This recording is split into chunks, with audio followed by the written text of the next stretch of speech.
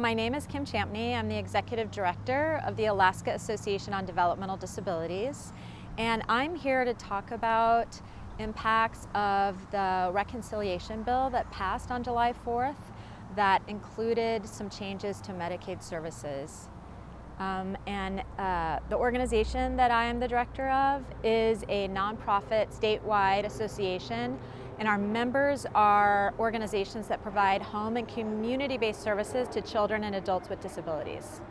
Yeah, the topic I'm going to be talking about is really what to expect from the changes related to this bill, and have some conversation about how can we as a community come together and really be prepared and mitigate the negative impacts and take advantage of some of the opportunities that the bill provides. Yeah, I think one of the messages that I hope people take home today is really that it's not all bad news. I think there's been a lot of fear related to this passage of the bill. It was referred to as the big beautiful bill.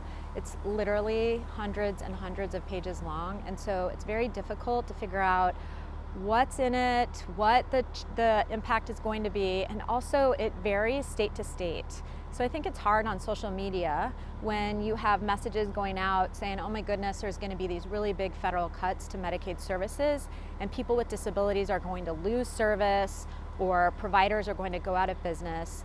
And actually, Alaska is pretty fortunate. We're the only state in the country that is not going to have a reduction in our federal Medicaid payments because of the way our financing is structured. There are other impacts that we need to be prepared for sure.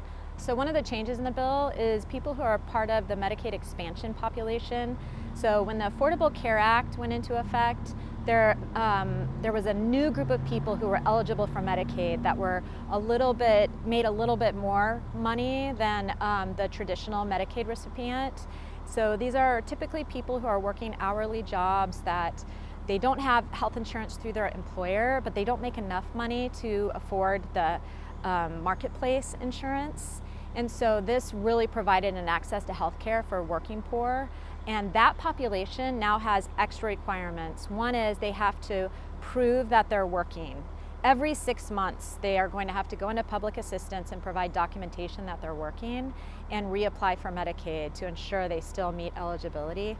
And the challenge with this is the state's public assistance system is very overwhelmed currently, today. And so this is really going to add to their workload. So my message around, number one, it's not all bad. We're not going to have a reduction in Medicaid. And also, the second message is how can we know this is going to happen. We know that public assistance is going to have their hands full. How can we support people in navigating that? And also, how do we impact implementation of that and make it as simple as possible? Another opportunity with this federal legislation that I think we really have our federal delegation to thank for is a Rural Health Transformation Fund has been established as part of the legislation. And this is $50 billion that's going to be invested in healthcare in the United States in the next 5 years. We anticipate Alaska is going to get over $1 billion to really transform our healthcare systems. There's a lot of discussions going on about what that could look like. And I think that we really need to think outside the box and build the system that we want for the future. And we have some resources to do that. So I think that's a hopeful message as well.